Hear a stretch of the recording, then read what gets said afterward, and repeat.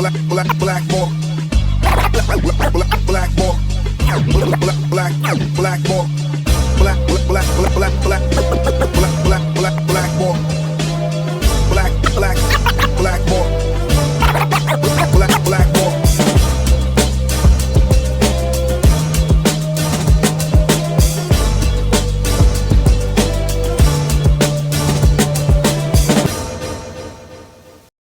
Every Friday, our friends at Local Environmental give us a chance to blow off a little steam, to say what we think, in some circumstances, to say what's not being said, what maybe needs to be said. It's a tradition we call Trash Talk! All right, so this week I had some folks ask for, demand insight into why I might block somebody or several people on Twitter. It feels like a good time to remind everybody how this all works. Nobody is obligated to give you access to their social media. You are not entitled to the privilege of reading somebody's posts, enjoying their personal photos, or learning more about what makes them tick. Without debate, every individual has the right to choose the extent to which they participate in social media, including what they post, who they follow, or who follows them. Nobody owes you an explanation as to why they've withdrawn their consent for you to access their account. There are many reasons why somebody may ignore, mute, or block people, lock down their own account, or even burn it all down. Perhaps they're tired of being agitated, antagonized, harassed, bullied, misrepresented, plagued, provoked, badgered, hounded, pestered, or heckled. Perhaps they're done with you hijacking their posts. Perhaps they're saying no to bad faith arguments or locust-style attacks. Maybe they just feel like it. Maybe they're having a tough day. Maybe they're having a great day. Maybe it's for their mental health. Maybe it's just for kicks. All that matters is nobody owes you jack squat. When you're a public-facing person who hears from hundreds of people every day, hitting the block button is the cheapest form of therapy. Heck, I'd probably block more people if I didn't already have them muted and off my radar. Don't be offended, and please don't be angry. It's not you, it's me. Actually, no, it is you.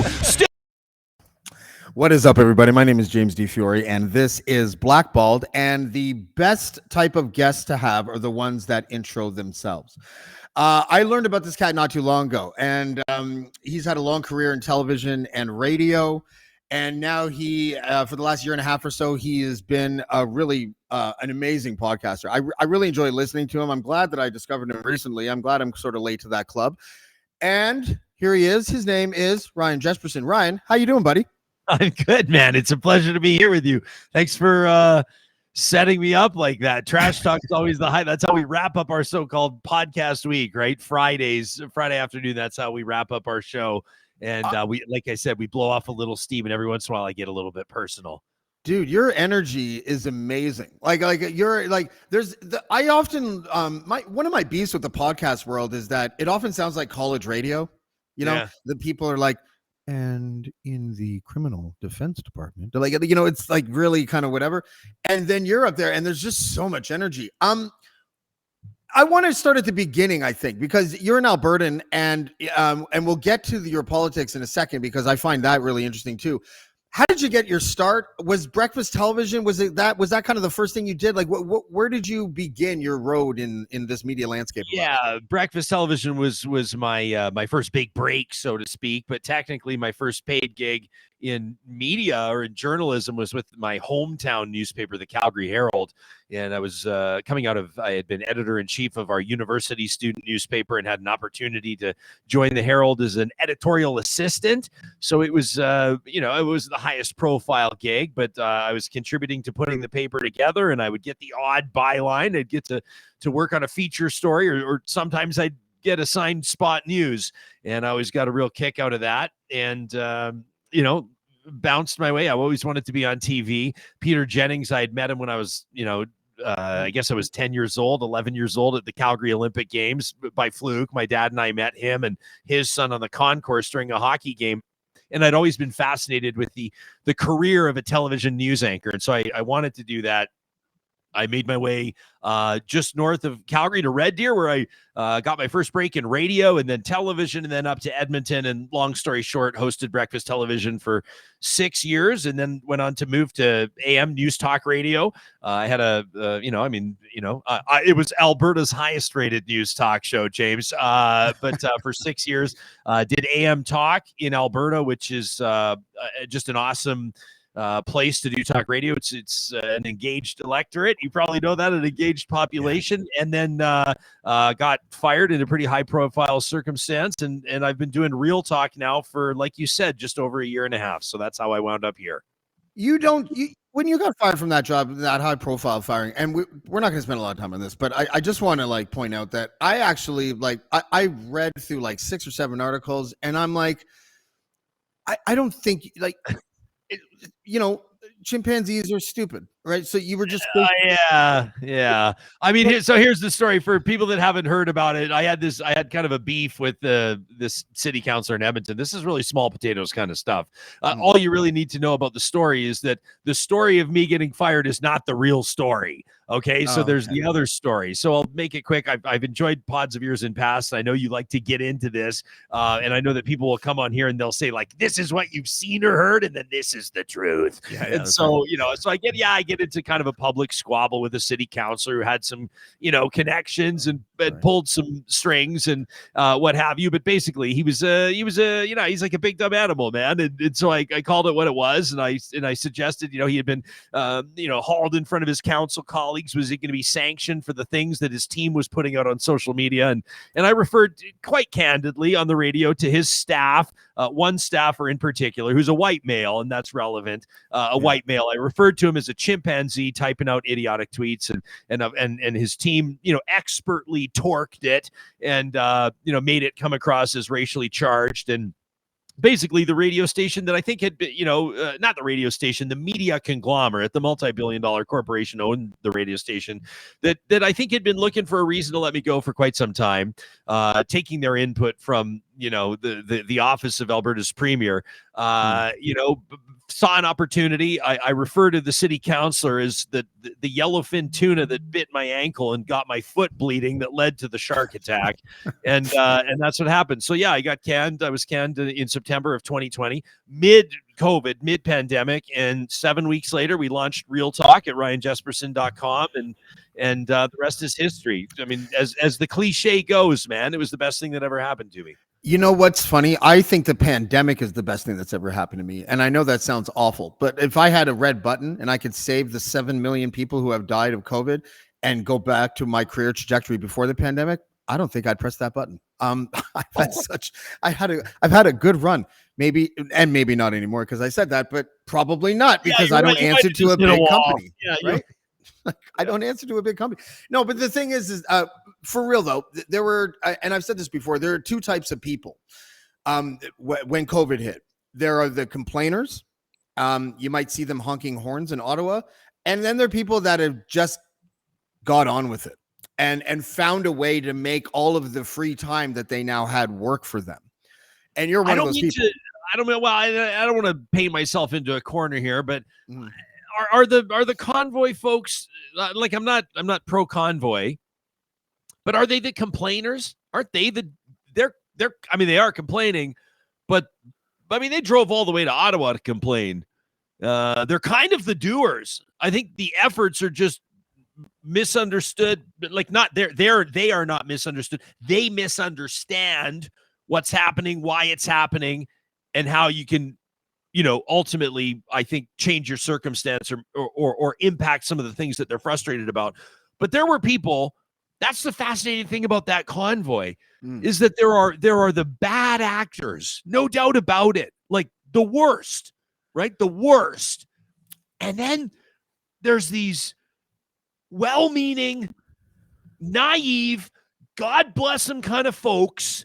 We saw them. We saw these news stories in the weeks after. I feel sick for these people. It's like, is it possible to not feel sorry for somebody at all and also to just feel sick for them at the same time? The people that had gone in, that had taken the organizer's word in good faith, that had been maxing out their credit cards, many of them on modest incomes, I'm sure, to fill up jerry cans, to keep the trucks running, to contribute what they could. Why? Because they believed that what they were doing was going to actually, like, you know, like they believed they were going to overthrow the government, and like they had a plan. They were going to go to the government. It's like I'm laughing because I sort of cry. It's like so pathetic. I feel bad. And you know, they're going to go to the governor general and talk about this committee they were going to have to run the country. It's like, what are you even talking about? But these people, a lot of them, this convoy, I mean, financially, otherwise, destroyed a lot of people's lives. And a lot of these folks, the reason why I can't believe I'm coming across as pro convoy in the first 3 minutes of your you're trash talking. You're doing your trash talk segment, but go ahead. But these are people whose circumstances were either so dire or so desperate, or they're so frustrated or so pissed off, whether it's unemployment or what have you, that they like found something they believe they could latch on to, and they were taken advantage of. But you know what I mean? Yeah, I hear what you're saying. But to me, that's just complaining on steroids or something. Because I mean, like, think about it, especially the people that went there to overthrow the government or thought that might happen. There's a whole textbook of reasons why those people are worse than misinformed. Like there was a lot of like unfairness that were plunged upon the average protester, I think, in Ottawa. Like, I'm one of those guys that I don't like to paint them with one brush. I can joke, but really at the end of the day, I know people that went there that were progressives, and they were like, it was nothing like they said on the news. And they said that the news like focused on the bad actors and defined the entire crowd through the bad actors. And I was like, okay. So I took a little extra kind of care when I was talking about it on say my podcast or Dean Blundell's podcast, just because, you know, that idea that you could paint an entire group of people with one brush is self-evidently unfair. And I know the media is unfair. I know that the protesters, a lot of them, when they would see a CBC or a CTV mic, would just start hurling obscenities. So I don't imagine those news outlets then reporting on all the good people, right? So there was it was a big perfect storm of biases. Yeah, I don't think you necessarily need to report on the good people of the convoy as an example, or of any movement to make the not all bad argument. That's not my point. I mean, it's, you know, it's been said, I'm not the one that came up with it, obviously, but if you're sitting at a dinner table with 10 people and one of them's a Nazi, you're sitting at a table with 10 Nazis. That saying holds true in the sense that I'm not calling everybody involved with the Freedom Convoy a Nazi, but I'll tell you this: if I'm marching for curriculum or the environment or like, you know, whatever you want, and I see swastikas and Confederate flags flying, I'm getting the fuck out of there. Like, that's sort of a given. But at the same time, I think that the more we understand about that convoy and the people that joined it, is that there were a lot of folks that just don't have a clear understanding of how things work, of why things are the way they are, or how they can make an impact. And it's demonstrably less sexy for somebody to start volunteering with their constituency association and then door knocking and then entering your name to be a candidate to like become a school trustee and then a city councilor and then a member of your provincial parliament or your MLA and then an MP and then maybe it's a lot of work. It sounds like a lot of work to people. It's way more fun. It's a road trip. Truck to get on a road, to hit the road with your pals. To like piss in milk jugs and like, crush beers in the passenger seat and then set up a hot tub outside Parliament and party in downtown Ottawa honking your horn for 8 weeks like it's a music fest. I mean, that's way more fun. But it should have occurred to a lot of these folks at some point that the plan probably wasn't going to materialize the way that they hoped it would. And now, I mean, no laughing matter, the people I don't feel sorry for whatsoever are a lot of these organizers that have these really checkered pasts and I think nefarious motives, many of them. And I some also of them think they were used. I mean, when it was happening, I remember thinking to myself, and I said it on Blundell's podcast that, this let's wait and see who co-ops this, which politician co-ops this, because then we might see one of the breadcrumbs that lead to where it really started. Because I don't see Tamara Lich as being a mastermind. Do you know what I mean? Like, I just don't. And I don't see Pat King as being the mastermind. There was a couple of other characters there, like Mazzaro and a couple other ones that may have been like the string pullers or whatever. But it either got out of control or or fuel was being added to that fire. Because you don't forget, it started. There was a 2-pronged thing that started that convoy. One of them was the mandates, and the other one was this fake supply chain crisis that was actually happening already for a year. But they then pasted that some supply chain issues that we were having, like with grocery stores and things, and they were pretending that it just happened and it was all Trudeau's fault and it was based on what he had just done and everything. That wasn't true. That was just bullshit. They were using stock photos from the UK. Next, you're going to suggest that politicians are. I don't know what you're going to say, but there you go. Yes, I am. Yeah. Well, of course, and ultimately, I mean, what's like how bizarre is this? That you take a look, and I talk to people, and I know you do too. Some will say the country is so divided, and others will say the country's not divided, and stop talking like that. And the more you talk about it, the more you reiterate this idea that's actually inaccurate. We're not as divided as we think. And then you look at when I think the average person I talk to, the average conversation, save some of them, some folks will surprise me. Even some friends of mine surprise me a little bit with how they feel about the convoy. But for the most part, people laugh at it. People mock it. People scoff at it. People think that these are a bunch of buffoons and that this is ridiculous. And, yet the interim leader of the federal Conservatives, the official opposition, loud supporter of the convoy, the heir apparent to the party, the I think undeniable front runner in the Conservative federal leadership race, Pierre Poilievre, like has aligned himself as close as you can possibly get without sitting behind the wheel of one of the trucks. And you look at the support there of those. That's my file photo of Pierre Poilievre, by the way. Pierre Poilievre's nice on the Millhouse with a badass jacket, though. Turns out how badass he is. That's convoy. I went to high school with Pierre Poilievre. He says they called him. He was Jeff Poilievre at that time, but at Henry Wisewood down in Calgary. Are you serious? But, yeah, I'm serious. But how interesting is it that for as many people as might scoff or write off the convoy as the fringe, at the same time, the politicians that aligned with them, undeniably, I mean, there's no hiding it. It's not like somebody's going to, run this expose on how Pierre Poilievre actually supported the convoy. He screamed it from the rooftops, and he could be the next prime minister. So, riddle me that.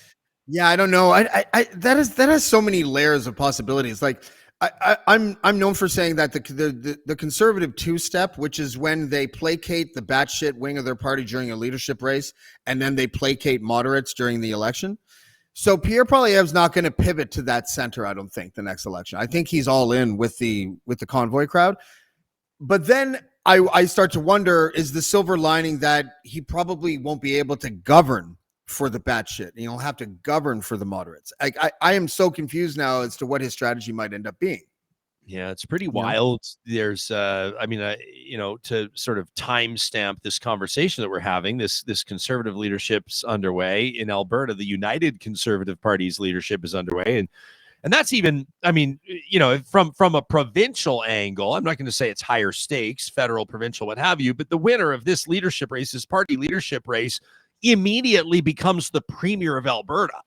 And so you could have someone that's not even sitting in the legislature, that doesn't even have a seat there yet, that's all of a sudden the premier. And, we can get into the weeds on people have to leave a seat and they'll have a by-election and all that. Nobody cares about that. But the point is, you have a circumstance now where, for people that haven't necessarily been paying close attention to Alberta's conservative leadership race, it's pretty wild, too. It's swinging pretty far right. Not every candidate, but a couple of the highest profile ones are trying to outright wing the other. And we're musing about what the political landscape might look like if one of them are to become premier of Alberta, if Pierre Poilievre's to become the prime minister. And then what if Donald Trump takes back the White House in 2024? I mean, I don't think the CIA would let him. I think he's going to get shot in the head if he wins. Unbelievable. So this is going to be this is going to be a pretty interesting, to say the very least, next few months figuring out Canadian politics. Let me ask you something. Did Danielle Smith really say that cigarettes were like pretty good for you? Like, I didn't bother looking up the quote. I saw it on social media. I'm like, that can't be true. And I just ignored it. I don't have it in front of me, but it was a column. It was a newspaper column that she wrote that ran in Post Media. I think it ran in the Calgary Herald like years ago. But I mean, not like in the 30s. So, yeah, basically, I mean, I mean, people can find it online. I don't have it in front of me, but she says something like, we know that, cigarette smokers are proven to have I think there was a statistic in there, like a 70% less chance of contracting certain diseases or something like that. It was it is. That layer of resin protects you from the cancer. Yeah. I don't know. I've always thought that the only argument really, like, to justify smoking these days, you just have to, people love it. It's not like it's bad for, so is everything else, and people love it, but still, don't smoke, kids. You have a interesting body of work and guests on your show, and I see people that like tweet that will like reply to your tweets, like Arlene Dickinson and stuff. I like you because you remind me of me in one way, which is that people have a hard time nailing down what you are. As far as like, I don't like the boxes, the left wing, right wing boxes. I literally have defined myself since like 2008 as a person that is admonished by the left and the right on any given day, and I wear it proudly, and as I have for the past decade. You're similar, I think. Like, and there's only a handful of us, because most people, in order to make a living, will nail down which side they're on, and they'll work for either Post Media or they'll work for the Toronto Star or something like that, because that's what they are, unless you're the token left or right winger at each outlet. But you seem to be a person who dips their toe in either side, just depending on what the issue is, and I respect that. Is that accurate? Yeah. I mean, I think it's accurate to. Like, I mean, my track record shows that sometimes the right hates me and quite frankly tries to knock my career down, and sometimes the left does, and most recently it's been the left, and before that it was the right. So I think it's dangerous. I feel, I'm trying to decide how frankly I want to speak on this right now, because I've had a recent flare up that I'm still a little bit annoyed about. But I think that I'm not as frankly sure as you can, please. Yeah. Let it all out. Let it all out, Ryan. Yeah, I host a show called Real Talk. I better bring it. But yeah, no, I sometimes wonder if some people are smart enough to understand the role of a talk show, and I'm not sure that they are. And well, what's the role of the talk show? Well, I mean, I don't know. I mean, I guess it depends on the show and the host, but I'd tell you that we make a promise to our audience that we will be perpetually curious, and that we'll take a look at the world around us, the issues that quite clearly matter to people, and we'll solicit credible, valid opinions on how people feel about it. People are going to say, in this case particular, oh, he's going to both sides an issue. He's going to both, good people on both sides. It's not what I'm talking about. Only a rabid partisan would accuse someone of both sides an issue, and it's just like, it's really troubling to me that I think some people, and a lot of times, I have to remind myself as well, and you opened with a portion of my trash talk there, talking about blocking people on Twitter, because I just get sick of people. Quite frankly, I don't think people talking about, oh, you platform these people. We don't have I don't host a roundtable on whether or not the Holocaust happened, and we're going to get a voice from each side. But if you want to talk about like a legitimate issue, I can't think of one right now at the top of my head. Like, is this sounds really boring for your audience, James, but like, is carbon pricing, like, is a carbon tax the best way to address global warming in Canada? Well, you're going to have somebody on that panel that's going to say, yes, the tax is important. You're going to have somebody else on the panel that says, no, it's not. And then to be criticized, for example, like, oh, this person's a climate denier. You don't care if the planet burns. You don't care if whatever. It's like, where I grew up, the family I grew up in, like, it was like the dinner table, or when guests were over, there was a myriad of opinions present, and people would respectfully consider and try to meet people where they're at and seek to understand. And I think that if we've lost our ability to do that, then burn it down. One of those issues right now, actually, and this is probably a perfect example. It's actually two-pronged. It's the Pope's apology. As soon as I found out he was going to apologize, I was like, oh, I got to get all my profanity list in place so I can tell him to go fuck himself, because I don't really see why that is important. if you want to make amends to the families of the victims of the people that church victimized over the last century or whatever in Canada, take some of that Vatican billions and give a couple billion to these people, and that's how you apologize. We apologize with money in the Western world. We don't just go sorry and everything. Oh, all those rapes and murders are now forgiven because you said I'm sorry. I thought it was cheap. I thought it was a PR move for the Vatican. But even more importantly, and this is the most controversial one, Terry Glavin has talked about this, and Jonathan Kay has talked about this, and Quillette. When we found out that there was these mass graves at these residential schools, I was like everybody else. I was disgusted. I was like mortified by it. And it's not that I don't believe that it happened, but I was positive that it happened. And now I'm like, did it? Because they didn't actually find any bodies or graves. They used this geological surveying equipment that said there was disruptions in the soil. And I was like, okay. But if you've ever known a Portuguese construction worker, you could go to any site in any development and find disruptions in the soil. I'm looking at your face right now, and even you're just like, okay, where's he going with this? If you read the Glavin articles that he's written about this and that Jonathan Kay one, there's two messages that they say that they kind of articulate in them. One is that it's even probable that they did it, but we require evidence in order to finally say they fucking did it. And we don't have that physical evidence. And me just saying that, apparently I'm going to get a lot of tweets because of this. I'm going to get a lot of emails, but why is it so difficult? It sort of inspired a lot of us to discover our hatred for the Catholic Church. For some of us like me, that doesn't take much. And so I gun to my head, I believe that it happened, but why can't we unearth the evidence so that we can actually ascertain an exact crime? Yeah, I mean, I don't know. I feel like that does feel like a bit of a tangent, to be honest with you, based on where we were going with this, because unless you're talking about, does the public have an appetite to consider alternative realities on what potentially did or didn't happen at residential schools? All I know, man, is that. But mass graves specifically. Well, yeah, I mean, sure, and I think that there's a certain. I mean, does anybody not believe that? I mean, did anybody not believe that kids were abused and that many died in residential schools? I mean, there are. I believe that, but I want to know if the mass graves are true. That's all. Yeah, but I mean, so what's the suggestion there that all these mass graves are like dug up? I mean, if this becomes a criminal investigation where they're looking to arrest former priests and nuns and administrators that are in their 80s and 90s, then I think that many members of the Canadian public would be all for it.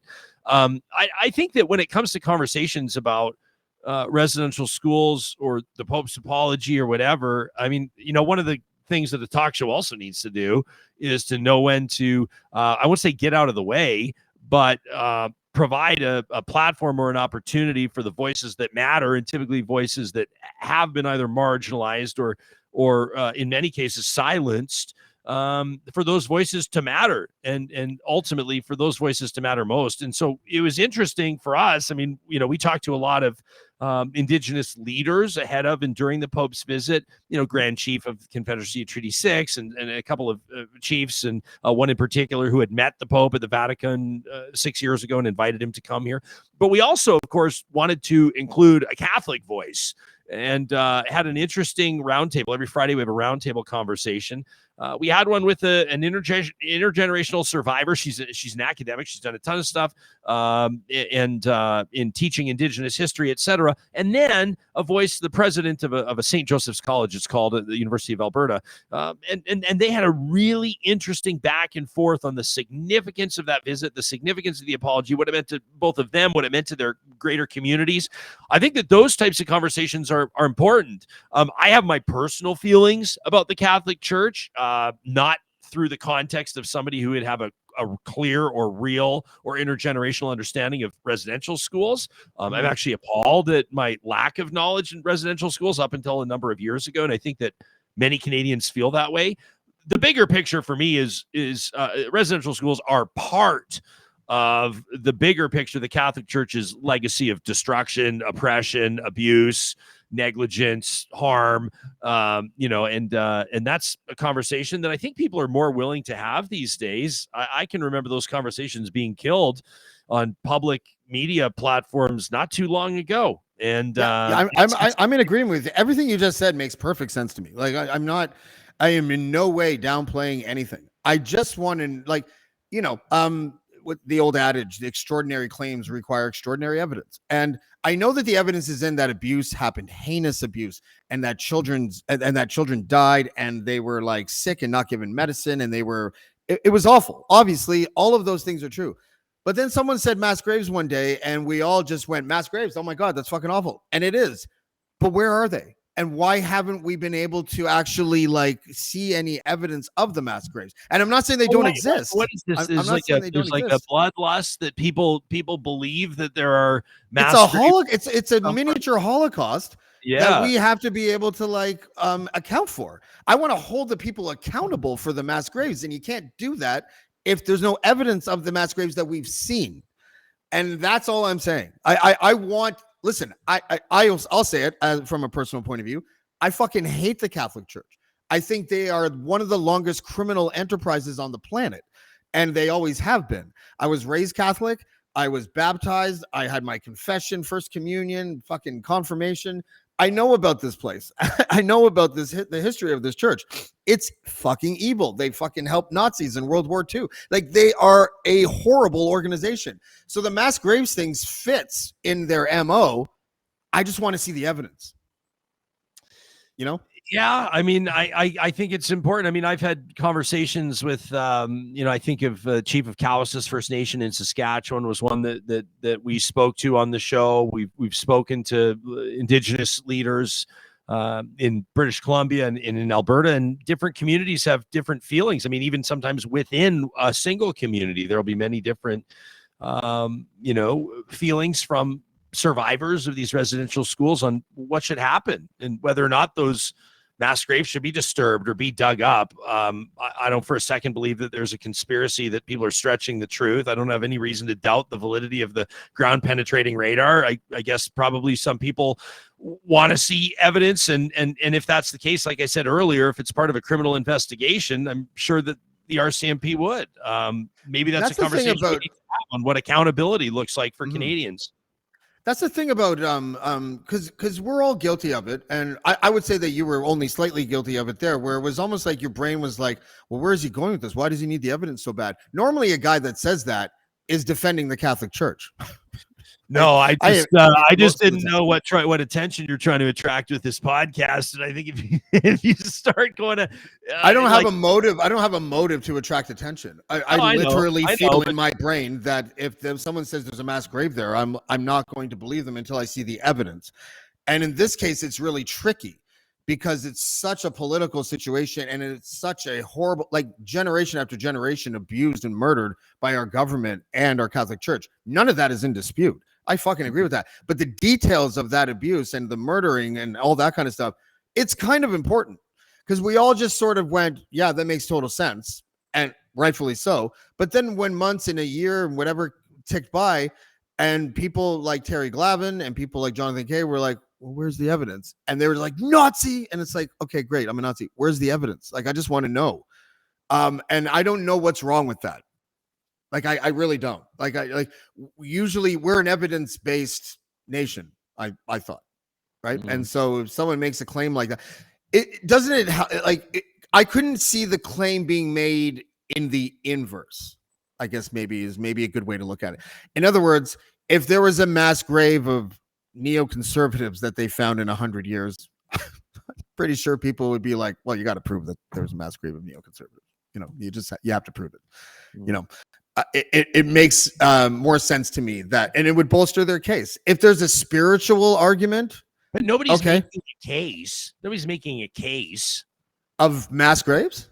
No one's made the case. That's right. Someone said it. No. I think communities have made the case, and I hope that my flag is firmly planted on what I believe to be true here. But if there was an actual criminal investigation, then maybe it would change things. Right?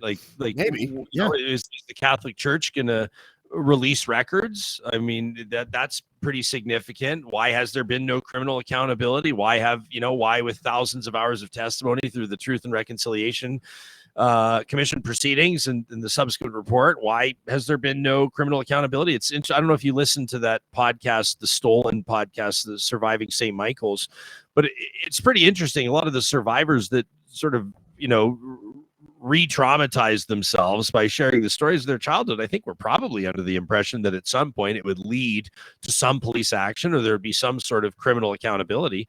And there's really been none. I mean, there's people that are still being hunted as war criminals for, running the gas chambers in World War II.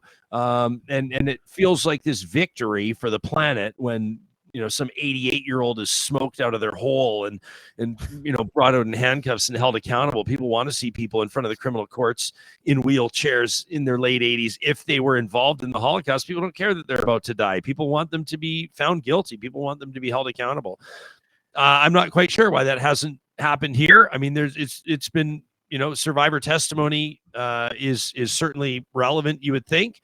To corroborating reports. I mean, I wouldn't say too much about that podcast. People should listen to it themselves. But some of the admissions from a former priest that's interviewed in that podcast are bone chilling about things that he confirmed happened and things that happened in front of him. So imagine the things that we don't know.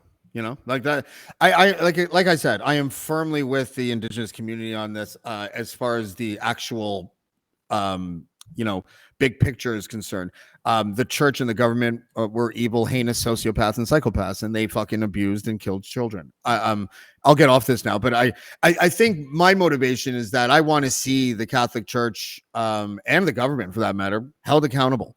And I think one of the best ways to do that is to supply all the evidence that you can. So if there is evidence of mass graves out there that we can confirm, I would love to see it so that we can go down that road of accountability. It'll be interesting to see what happens. I mean, this is all, it's been recent revelations, right? Like it was just over a year ago that the Kamloops, I think it was Tecumseh, right? The 215 was that was kind of the first one, obviously. And that was the one that I think rattled everybody and led to a very surreal kind of, I don't know what you want to call it, because different people have experienced it differently in the sense that for some people it was like an awakening. For some people it was like the light went on about what that history of residential schools looked like. And for many other people, survivors in particular, they've been waiting to be heard on that. They've been waiting for people to take their experiences seriously for decades. And so I don't know how you describe it. An awakening just doesn't seem right. But for a lot of people, there was this reconciling that had to happen through last summer, I think, and through into the fall. And you saw that. I mean, remember Canada Day last year, not a month ago, but 13 months ago, and how so many people wrestled with the appropriate way to mark July 1st. And many people that otherwise didn't or did it differently. And who knows what'll happen down the line, because if it did, I'm sure that there are some communities that feel like, that these remains, that these souls should be properly laid to rest with Indigenous ceremony, and maybe in some communities they will exhume these graves, and then I guess people like Terry Glavin and Jonathan Kay and you will get the proof that you want. And in other circumstances, I think that some communities will choose to leave it as hallowed or as sacred ground, and really, ultimately that's their decision. Yeah, and that's totally fair. And I'll get off that now. I do think that we should invade the Vatican. I think the Vatican as a nation should be invaded. I think we should take over all of their riches and disperse it to the countless families in the world that they have destroyed over the last 2,000 years. But that's just me. Are you a religious person? No, I grew up religious, but I wouldn't consider myself to be religious now. No. Are you recovering an evangelical or something? How does that work? Yeah. I just guessed because Alberta. Had to have a absolutely wonderful family, amazing parents, amazing, no complaints. But grew up in the church. Went to private school, private Christian school up until grade 9. Went to public high school, and then I went to a faith-based university just outside Vancouver. I have a graduate communications degree from Trinity Western University. Just outside Vancouver. And and then I think in my I mean, life happens and you observe things around you and you watch people that you care about try to reconcile their reality and their identity with their faith, and it doesn't always work. And different people on their own journeys. Many of my friends are still religious. That's great. Sometimes you just have questions that religion can't answer, and so for me it just wasn't for me. Yeah. We don't have this a similar bio on that, but I think we landed on maybe on the same spot. It's funny though. I know this is going to sound crazy because what we just talked about, but I've sort of softened my views on religion in the last little while because of grieving. I'm envious of religious people during the grieving process. Really, I am, because I don't have the ability to think of something that makes me feel better if a friend or family member dies. It's not in my arsenal. And I'm not being cynical or condescending when I say that. It was funny because it was when Kobe Bryant died, and you found out that his daughter was in the helicopter, and I just immediately was plunged into what it would like to be the mom and the widower, and I was just I got 2 kids, and an ex, and if they somehow perish, hopefully, obviously, I don't want that to happen, but if something tragic happened in my family like that, I wouldn't be able to move on. And I think that is like the only thing I can think of that is valuable as far as religion is concerned, is that ability to put yourself in a sweeter spot than the depths and despair of grieving. Does that make sense? Yeah, it does. I mean, I guess, right? It gives people hope, like, and there's faith and all of that. It's kind of funny because when I talk about stuff like this, I'm different on the record than off. And if you and I were having beers around a campfire, just the two of us, I might make different comments, but I publicly try not to disparage people's religious beliefs. Ryan Jespersen's from Real Talk, ladies and gentlemen. Real Talk. That's right. But and so many people find great hope in the idea of their loved ones have gone to a better place, or they will see their loved ones again, or their loved ones will be there waiting for them at the pearly gates when they perish. If heaven doesn't exist, and none of us can prove that it does or doesn't, but if it doesn't exist and you telling yourself that it does makes you feel better, then tell yourself, and that makes you feel better. And there's no, for me, it just wasn't, I don't know. Have you replaced it when you die, I think when you die, we see what happens with everything else when it dies on the planet, right? Like we know what happens, like when a tree dies, or a flower, or another animal, or does their soul go somewhere? Does it release energy? How do we interpret the energy? I love the way you say that. You can tell you don't believe in it at all. No, I mean, I believe in energy, and I think that I'm not some sort of like a crystal rubbing hippie either. I just, like, I do believe that there's some, and as humans, I mean, I think that you and I probably could be here. I mean, this awareness, this beauty of life is phenomenal. And I stare up at the stars, and I'm still a very spiritual person. I'm not religious, but I'm spiritual. We hike every summer, this group of us, and I get out into the backcountry and just wait. What does that mean? What does that mean, spiritual?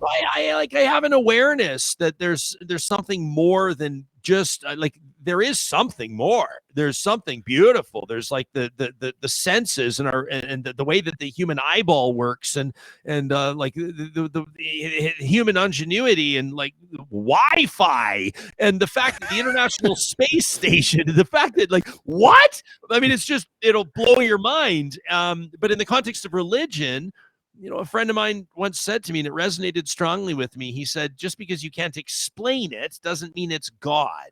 Yeah, and I agree 100% with that. Religion has, for many people, served to, give them kind of answers that they needed to, like, put everything tidily away in a box and say that we understand it all.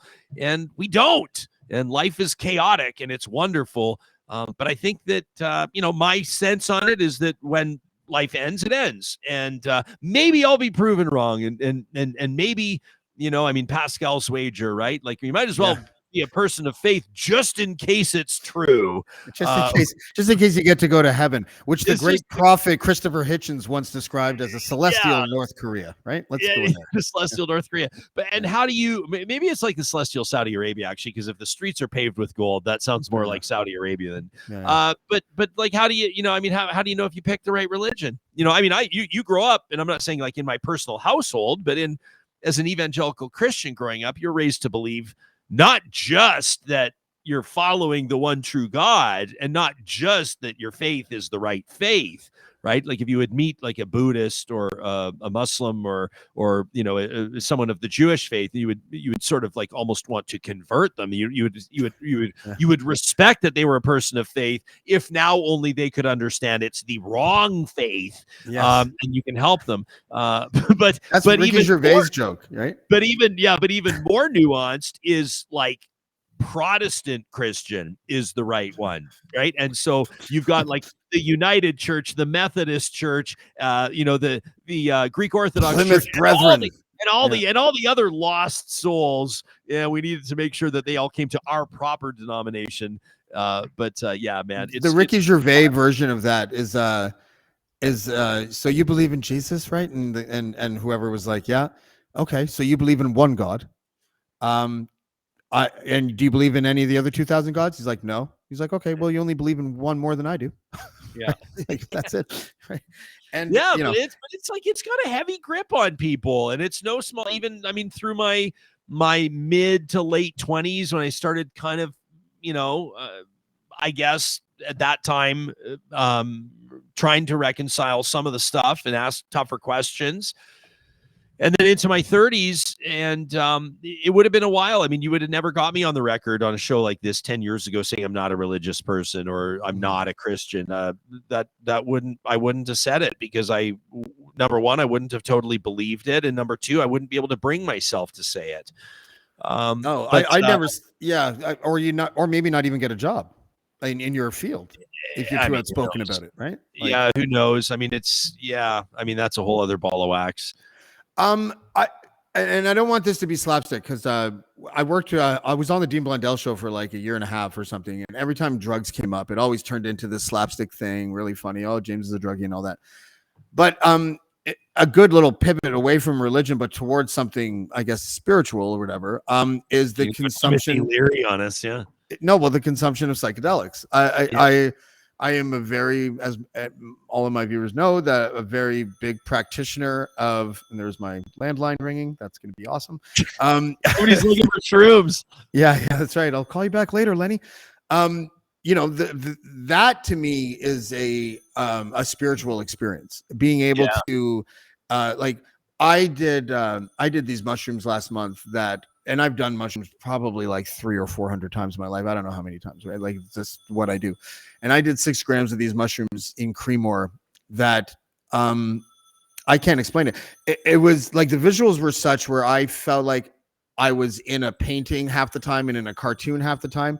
And I'm not one of those people to ever exaggerate on visuals, because I fucking hated it when I was young and I did a lot of acid, and people would be like, I had a 15-minute conversation with a wizard. It's like, no, you didn't. That's a lie. Like, there's no way you did, because I know what acid is like, and that's not acid. And man, how many times does your phone ring before your answering machine picks up? Well, that's Granny calling. That's my mother-in-law. 12 times? 14 times? The constant ringing is the metaphor for her impatience. How big is your house that you need to have this many rings to get to your phone before your answering machine picks up? I live in a converted oats factory. Thank you very much. And it's 3,000 square feet. Yeah. Well, that's pretty cool. That's pretty cool. I do think that, not 400 times. The thing about mushrooms too is you got to give yourself you got to build up your, you got to have some distance between them, right? You can't crush mushrooms 5 times a week. No, I do mushrooms. I used to do it every 2 weeks. I do 6 grams now every month. So it sounds like almost like a ceremony. Is it like the fourth Friday of the month or the first Saturday or something like that? It used to be more organized like that. It really did. It was like every second Saturday I would choose shrooms. And then I did it on Dean's show when we interviewed Rain from Our Lady Peace, and it was a disaster. He had to kick me off the show. So actually, really? Yeah, you know what? It's not good for broadcasting. I've noticed, like, it would be good for a roundtable discussion about shrooms. But if you're talking about politics with Rain, who's very did Rain left-wing, know that you were on shrooms? I don't know. I mean, he probably knew at the end, but did he know did he know going into it what he was getting himself into? Well, it was funny. Everything was funny to me. It was too funny because it was Rain sitting there like it looked like he was sitting in like the yoga position. He had a real serious look on his face. So I immediately just started laughing, right? Like just, is this an image thing? What's going on here? Like, so, but if we were talking about mushrooms, like I'm going to have a lady on. Okay. A friend of mine has a relative who works in a lab, a psilocybin research lab. So I'm going to have her on the show. I might have one or two guests with me, but only if they take shrooms about half an hour before we go live, and then talk to the lady while we're on shrooms, the psilocybin expert, and she can tell us why we're feeling what we're feeling, like what's happening in our brain and all that kind of stuff. Yeah. Because that's interesting. To encourage the people that download the show to do the same thing. I encourage everyone to do magic grams before, half an hour before they listen to the pod. And then, they can figure it out. That's going to be the next. I mean, that's kind of the next frontier, I think, which is going to be interesting, like with regards to mainstream Canada or mainstream countries around the world, to see how different ones will adopt an openness to psychedelics, psilocybin, and connections to addressing mental health. I've had some fascinating conversations with psychotherapists, psychologists, psychiatrists, researchers, people, that have practiced more traditional forms or Eastern forms of healthcare and meditation. And I think that, if I can say colloquially, shrooms are going to be way more mainstream, 5 years from now. Than they are right now. And it's going to be, if you look to it, at how cannabis has gone sort of mainstream in a sense, it's not always, I don't know how it sounds to me like, I'm picturing you just taking a huge mouthful of 6 grams. No. I powderize them. And then I eat them with applesauce most of the time. Applesauce. That's interesting. Applesauce or ice cream, one of the two. So there's so there's that, and then there's going to be the people that for example, like with cannabis now, you've got gummies and you've got beverages and you've got the vape pens and all that kind of stuff. I don't think that you'll see, like, it won't be mainstream that people are just going to crush, like, oh, I get like 3 caps and 2 stems, and then like kind of like do something, like, take a bit of peanut butter to get the taste out of their mouth. But if I think that if its active ingredients are incorporated into like pills, they'll synthesize it probably. Then I think that it'll be a more widely recognized and prescribed method to address mental health in Canada, and I think that's a really good thing. Yeah, they're doing a lot right now already with microdosing, right? So microdosing, tons. Yeah, and apparently it's really good for addictions. I never thought of this before, and it's making me think now that maybe that had something to do with it, because I thought I was just like being really strong. I was a big drinker for a long time. Like I drank, my 2 things were red wine and vodka, not together, but those are the 2 things that I drank most. And we're talking like a 40 of vodka a week and like maybe a half dozen bottles of wine. Like I was, I weighed over 200 pounds. I'm 5'6", wasn't very pretty. You know what I mean? And then in 2019, I quit drinking. And I'm wondering now, because I did. Did you cold turkey teetotal quit? I did, and then like 6 months later, and I still do this to this day, I drink like Coronas here and there. Like, and I don't mean get drunk. I mean like a 6-pack will last me like 3 weeks or a month or something like that. Like that's all I do now.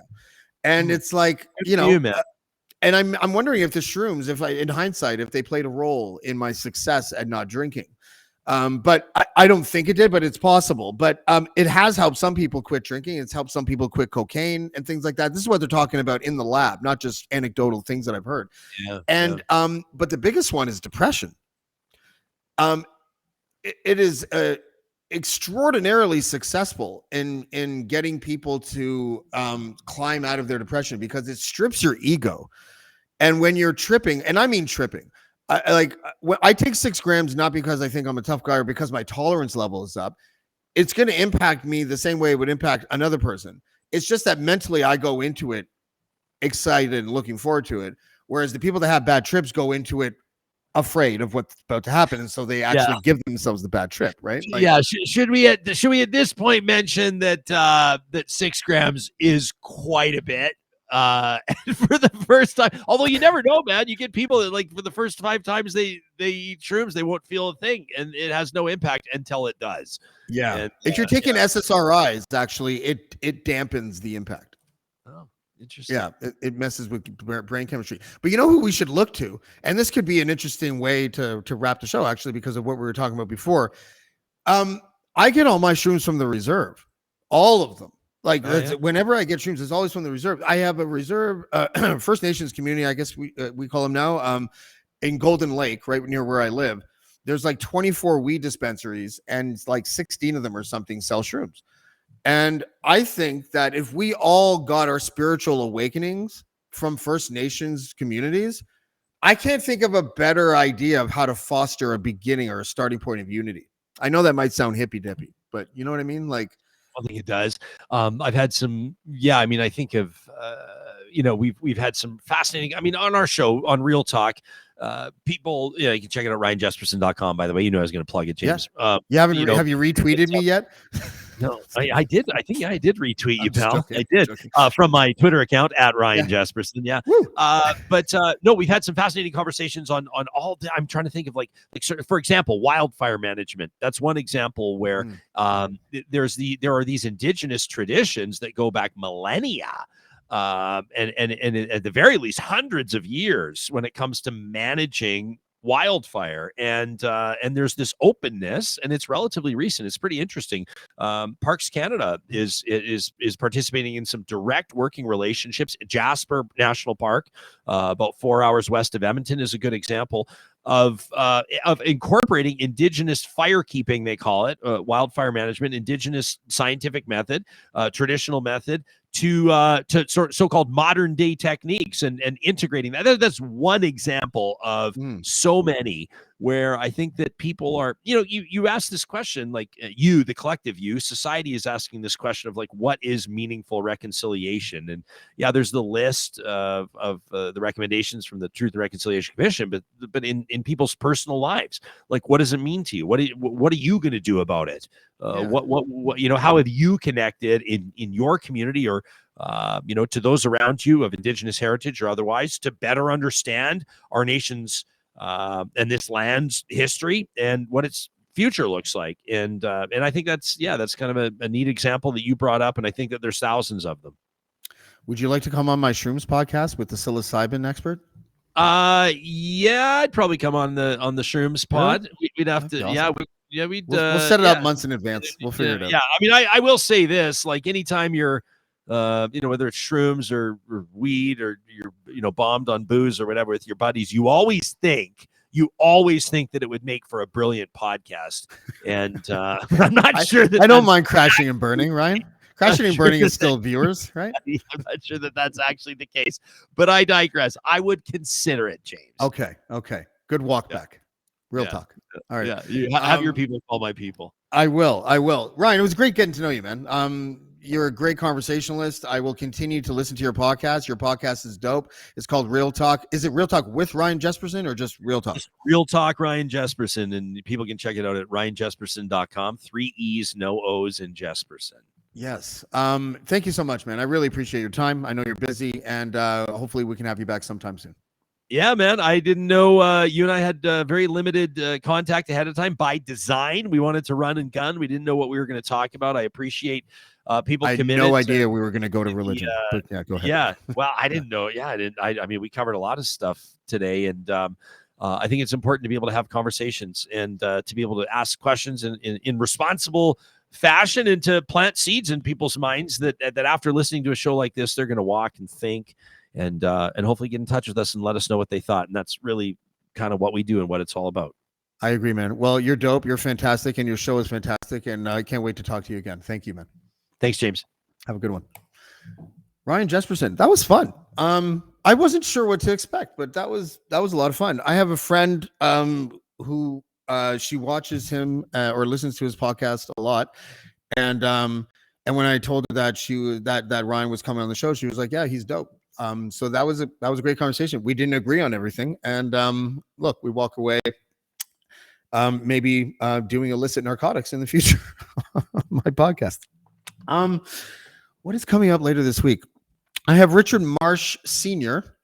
coming up on Thursday at 1 p.m. Tomorrow night, it looks like I have a man from Australia who used to be the leader of the Plymouth Brethren Christian Church in Australia, who was excommunicated back in the 80s. I just remember his last name was, I think his name is Ron Falk. I think I'm getting that right. I might be getting that incorrectly, but either way. And then my name is not Monty Hall, and that is not a curtain from a 1970s game show. That is my daughter's birthday decorations, because her birthday is coming up this weekend. So that's why you see those things in the background. I wasn't trying to make my podcast look shiny. But listen, big thanks to everybody in the comments. You guys are always there, and I love you. And we'll see you next time on Blackballed. Now I have to go find that video. And there it is right there. Bye, guys. Blackballed. Blackballed. Blackballed. Blackballed. Blackballed.